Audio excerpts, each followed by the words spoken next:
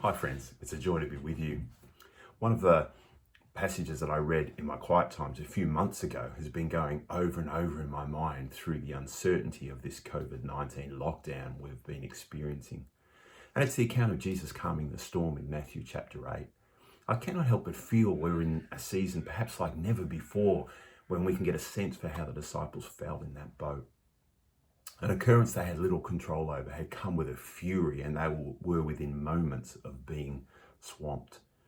In fact, our word seismic comes from the same root word that Matthew uses to describe this great storm.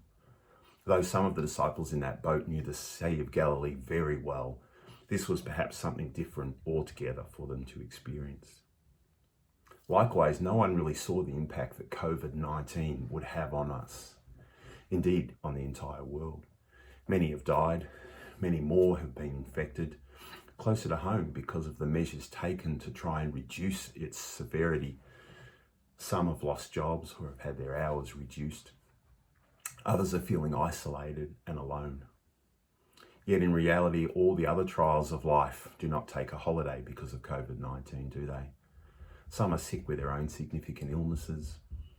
And this season can serve to ramp up any pre-existing anxiety or worry we may have. There are those that are lonely or discouraged. And from a pastoral perspective, it's difficult for the pastors, for the elders, and for anyone else in ministry to see people hurting and to not physically be there for them. But as I read this and the parallel passages in the Gospels, I'm able to acknowledge that the words of Jesus ring true for me, and perhaps they will for you also. For the disciples, there is nowhere else to go, is there? Their efforts to resolve what they were in the midst of was futile. Now they turn to Jesus. And the Gospels record them crying out to Jesus, "Don't you care? Lord, save us," they cry out. And yet Jesus is right there in the midst with them. And as we continue to look through this account, we see who's really in control. What was the right response the disciples might have expressed according to Jesus? As Jesus talks to them, what is it that Jesus says they could have expressed? He says, "Where is your faith?" Now we understand the disciples were still learning who this Jesus was. So at the end of this account, they're in awe saying, "Who is this that even the wind and the waves obey him?" Yet knowing what we know, what should our response be? Well, to me, Jesus answers it for us. Our response ought to be faith. Faith in the one who has revealed himself to us, who has called us to himself out of his grace and goodness. I don't know when the social isolation will end, when the virus will die down, or when a vaccine will be found. I don't know if we're in the middle of this so-called second wave or if it's still yet to come.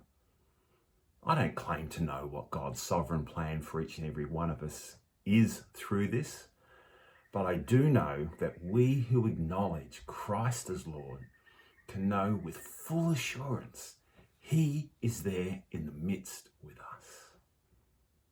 The same one who has always been faithful will not suddenly turn his back. It's not as if he's asleep, unaware of our need. Maybe we can't be there for each other as we'd like, but we know who is. And if we're honest, we have to acknowledge he's much better at caring for folk than we are. I really appreciated what Shabu shared with us on Easter Sunday. He reminded us, rather than being afraid in this season, go and tell. Tell of your faith, of your confidence and trust in a faithful God, of a hope that cannot be shaken, of a Saviour that will never leave us nor forsake us, of He who looks to carry our burdens, of Jesus who is right there with us, so that we are never truly alone. My prayer for each of us is that we might be able to walk by faith, confidently showing through our response in this season something of the power of God, even in the midst of COVID-19. God bless, friends.